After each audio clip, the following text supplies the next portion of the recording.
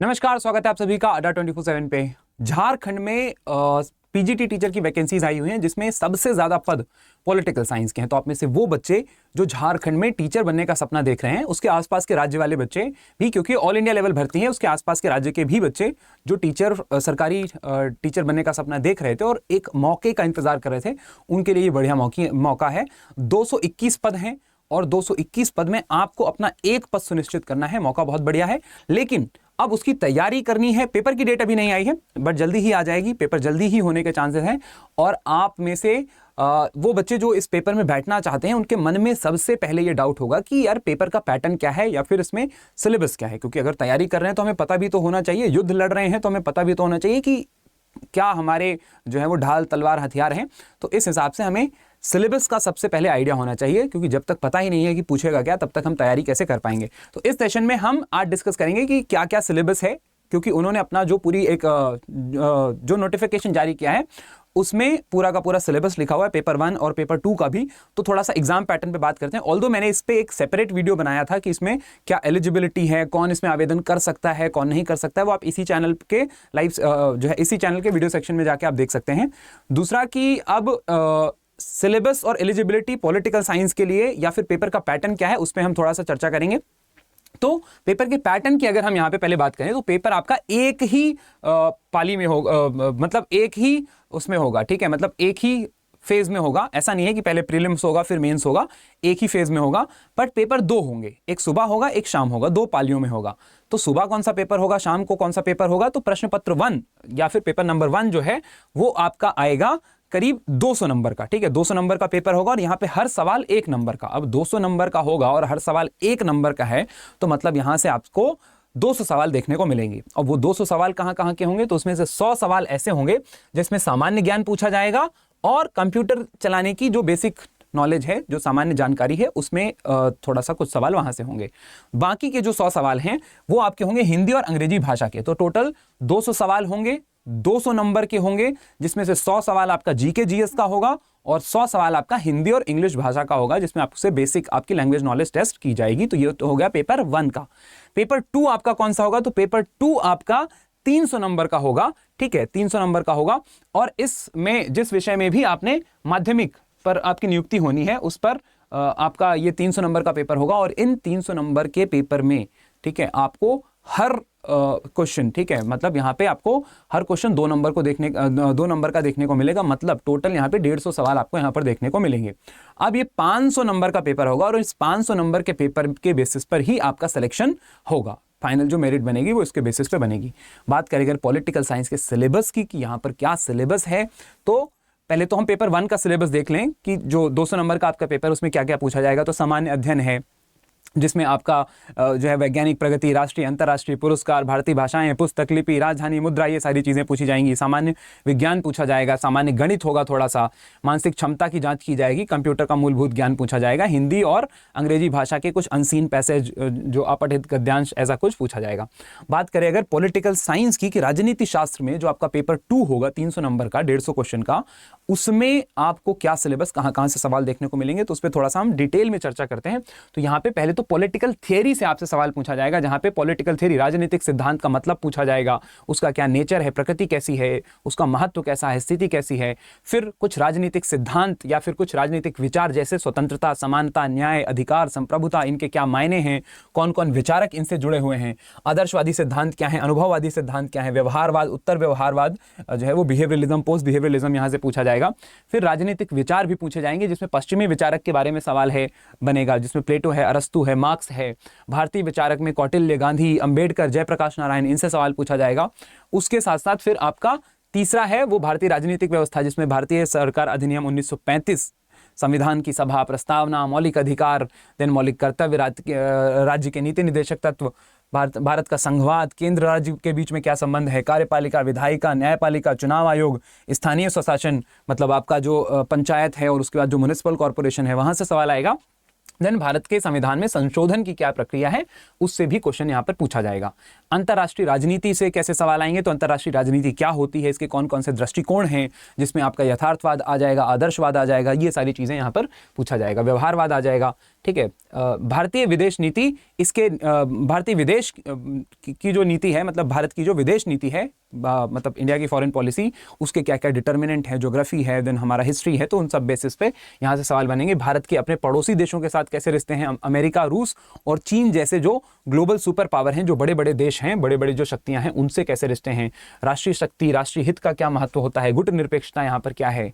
उसके बाद आपका थोड़ा सा यहाँ पर टॉपिक हमें देखने को मिलेगा शोध पद्धति, शोध प्रबंध के बारे में भी, जहां पर सामाजिक विज्ञान अनुसंधान, अर्थ, प्रकृति, महत्व, परिकल्पना, डेटा संग्रह की तकनीक, इन सब पर भी कुछ सवाल आपको देखने को मिलेंगे। अभी सिलेबस खत्म नहीं हुआ है और है यहाँ पर राजनीतिक समाजशास्त्र से भी सवाल पूछा जाएगा, जिसमें राजनीतिक समाजीकरण क्या होता है, पॉलिटिकल कल्चर, राजनीतिक संस्कृति क्या है, देन राजनीतिक अभिजन वर्ग मतलब एलीट थियरी भी इसमें सिलेबस में है, then political modernisation, public administration, लोक प्रशासन से भी सवाल पूछा जाएगा कि नौकरशाही पर मैक्स वीबर के क्या विचार हैं, प्रशासनिक सिद्धांत क्या होते हैं, जिसमें मानव संबंध है एल्टन मायो का, देन हर्बर्ट साइमन का जो है वो निर्णय निर्माण संबंध है। तो ये सारी चीज़ों से क्वेश्चन आएंगे, ठीक है। ई गवर्नेंस क्या है, उसके क्या फायदे नुकसान है, प्रशासनिक प्रबंधन क्या होता है, नागरिकों की शिकायतें और निवारण करने के लिए लोकपाल और लोकायुक्त का प्रावधान है भारतीय संविधान में, उसके क्या फायदे नुकसान है, किस तरह से ये बना है, तो उन सब पर सवाल बनेंगे। देन अंतर्राष्ट्रीय संगठन और अंतर्राष्ट्रीय कानून पर भी सवाल है, जिसमें संयुक्त राष्ट्र किस तरह से बनता है, यूरोपीय संघ क्या है, युद्ध के क्या नियम होते हैं, कितने तरह के युद्ध होते हैं, भूमि, हवाई, समुद्री युद्ध, नाकाबंदी और तस्करी क्या है, हस्तक्षेप और प्रत्यर्पण का क्या कॉन्सेप्ट है, मानवता के खिलाफ जो अपराध हैं जैसे युद्धबंदी, उसके बाद जो है वो न्यूरमबर्ग परीक्षण, टोक्यो परीक्षण, तो इन सब पर भी क्वेश्चन आएंगे। बात करें अगर और इसको और डिटेल में थोड़ा और देखने की, तो भारत में राज्य की मतलब इंडियन की, भारत की जो स्टेट पॉलिटिक्स है, ठीक है, जो राज्य की राजनीति है, उस पर भी सवाल बनेंगे कि केंद्र के एजेंट के रूप में राज्यपाल की क्या भूमिका होती है। झारखंड से रिलेटेड सवाल आएगा, झारखंड की क्या राजनीति है, क्या विशेषताएं हैं, भारतीय संविधान की अनुसूची 5 में जो है वो क्या बातें कही गई हैं, आदिवासी क्षेत्रों में ब्रिटिश प्रशासन का क्या प्रभाव रहा है, वर्तमान स्थिति क्या है, क्या क्या विरोधी आंदोलन हुए हैं, जिसमें बिरसा आंदोलन हुआ है, कोल जो है वो आंदोलन हुआ है, तो ये सारी चीज़ें हैं। झारखंड को बिहार से अलग करने वाली क्या परिस्थितियां थी। वित्तीय प्रशासन की बात करें तो यहाँ पे बजट किस तरह से बनाया जाता है, केंद्र और राज्य के बीच में वित्तीय संबंध कैसे हैं, कैसे टैक्स कलेक्ट किया जाता है और कैसे दोनों के बीच में बंटवारा होता है, इस यहाँ से सवाल आएंगे। पर्यावरण संबंधी मुद्दे हैं यहाँ पर। देन उसके बाद ITI है, मतलब आपका जो ये सूचना अधिनियम है 2005, लैंगिक मुद्दा है। उसके बाद जो है वो आंतरिक सुरक्षा की क्या क्या चुनौतियां हैं भारत में, आतंकवाद है, नक्सलवाद है, कट्टरवाद है, ठीक है, अलगाववाद भी है भारत में, तो ये सारे मुद्दे यहाँ पर हैं। सतत विकास मतलब सस्टेनेबल डेवलपमेंट से भी क्वेश्चन आएगा, भारत में क्या स्थिति है, कौन सा राज्य इसमें बेहतर कर रहा है, कौन सा नहीं कर रहा है, ये सारे सवाल यहाँ से आपको देखने को मिलेंगे। अब बात अगर मैं करूं कि आप में से वो बच्चे जिनके लिए पॉलिटिकल साइंस नया है, उनके लिए हो सकता है कि ये टफ लगे, लेकिन जिन बच्चों ने अच्छे से तैयारी कर रखी है वो इस सिलेबस में मतलब इतना बहुत अच्छे से डुएबल है, कोई बहुत बड़ी, बहुत इतना कठिन या बहुत जटिल सिलेबस नहीं है, बहुत अच्छा है, बहुत बढ़िया है, सिंपल है और बहुत कम टाइम में इसको किया जा सकता है। 2.5 से 3 महीने में इस सिलेबस को खत्म किया जा सकता है बहुत अच्छे तरीके से। पेपर को भी करवाने में इतना टाइम तो लग जाएगा। तो आप में से वो बच्चे जो इसकी तैयारी करना चाहते हैं उनके लिए बढ़िया मौका है, अभी से तैयारी में लग जाओ। फायदा इसका ये है कि ये जो सिलेबस है, ऑल्दो बीपीएससी का जो बीपीएससी या बीएस स्टेट का जो सिलेबस है वो डिफाइन नहीं होता है, ठीक है, वहां पर कोई भी ऐसा नहीं है, वो प्रीवियस ईयर क्वेश्चन देख के ही आपको तैयारी करनी पड़ती है। लेकिन इतना पढ़ने के बाद ये तो श्योर है, इतनी तो गारंटी है कि आपका बीएस स्टेट और बीपीएससी भी निकल जाएगा, बीपीएससी की भी भर्ती आपकी आने वाली है जो TRE 4.0 है, तो आपको तैयारी उसी हिसाब से रखनी है, ठीक है। अब तैयारी उसी हिसाब से रखनी है तो तैयारी पहले भी आपको पहले ही शुरू करनी पड़ेगी। वो कहते हैं ना कि भाई अगर लंबी दौड़ लगानी है तो जल्दी शुरू करना पड़ेगा, ठीक है, जिससे शाम होने से पहले आप वहां पहुंच जाओ। तो मौका हाथ से निकले, इससे पहले आप तैयार हो जाओ इस युद्ध में लड़ने के लिए और अपनी एक सीट सिक्योर करने के लिए। तो मौका बहुत बढ़िया है। आप में से वो बच्चे जो हमारे साथ जुड़कर तैयारी करना चाहते हैं, मैं उनको बता दूं कि इसी चैनल पर मेरी जो रेगुलर क्लासेस हैं यूट्यूब की, वो 4 बजे चलती हैं, ठीक है, जिसमें मैं डिटेल में पॉलिटिकल साइंस पढ़ाता हूं। ये सारी कॉन्सेप्ट भी मैं यहाँ पे कवर करूंगा, प्रीवियस ईयर क्वेश्चंस भी करवाऊंगा यूट्यूब पे। वो बच्चे जो पेड बैच में जुड़ना चाहते हैं हमारे साथ और इस पर्टिकुलर एग्जाम के लिए डेडिकेटेड वे में तैयारी करना चाहते हैं कि हमें PDF भी मिले, टाइम से क्लासेस भी हों और हमें अगर डाउट सेशंस हैं तो हम टीचर से इंटरेक्ट भी कर पाएं, उनके लिए पेड बैच भी शुरू हो गया है।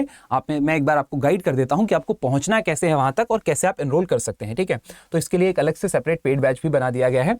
यहाँ पे आप अड्डा 24/7 की वेबसाइट पर जाएंगे, उस पर क्लिक करेंगे, देन आपको ऑल कोर्सेज पे जाना है। ऑल कोर्सेज पे जाते ही आपको ये टीचिंग वाला ऑप्शन दिखेगा, टीचिंग पे क्लिक करते ही जैसे ही आप यहाँ पे नीचे आएंगे तो आपको या ये दिख रहा है झारखंड माध्यमिक टीचर, यहाँ कोने में दिख रहा है। इस पे जैसे ही आप क्लिक करेंगे तो ये झारखंड के सारे बैचेस खुल जाएंगे। अलग अलग सब्जेक्ट के हैं, लेकिन पॉलिटिकल साइंस का अगर मैं दिखाऊं तो ये मेरा पॉलिटिकल साइंस का पूरा कंप्लीट फाउंडेशन बैच है जो जल्दी शुरू हो रहा है। ठीक है, इसमें लिमिटेड सीट्स हैं, है ना, काफ़ी सारे बच्चों ने इसमें एडमिशन ले भी लिया है।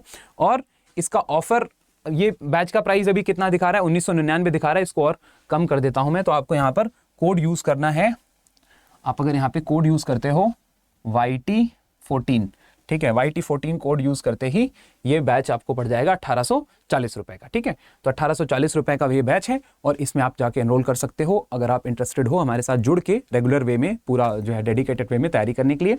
फ़ायदा क्या है इस बैच का, तो भाई यहाँ पर आपको प्रॉपर लाइव क्लासेस मिलेंगी, डाउट सेशंस मिलेंगे, PDF नोट्स मिलेंगे, हिंदी और इंग्लिश दोनों में ही नोट्स आपको मिलेगा कि सेम चीज़ हिंदी में भी लिखी रहेगी, सेम जो है वो इंग्लिश में लिखी रहेगी। बायलिंगुअल बैच है, पढ़ाता भी मैं दोनों ही लैंग्वेज में हूँ, तो आप किसी भी मीडियम के बच्चे हो, हिंदी मीडियम के हो, इंग्लिश मीडियम के हो, तो आपको किसी भी तरह की परेशानी इसमें नहीं होगी। ठीक है, रही बात आपकी तैयारी की, तो तैयारी आपको हम करवाएंगे एंड सिलेक्शन भी हम आपको दिलवाएंगे। ठीक है, so thank you so much and all the very best for your exams.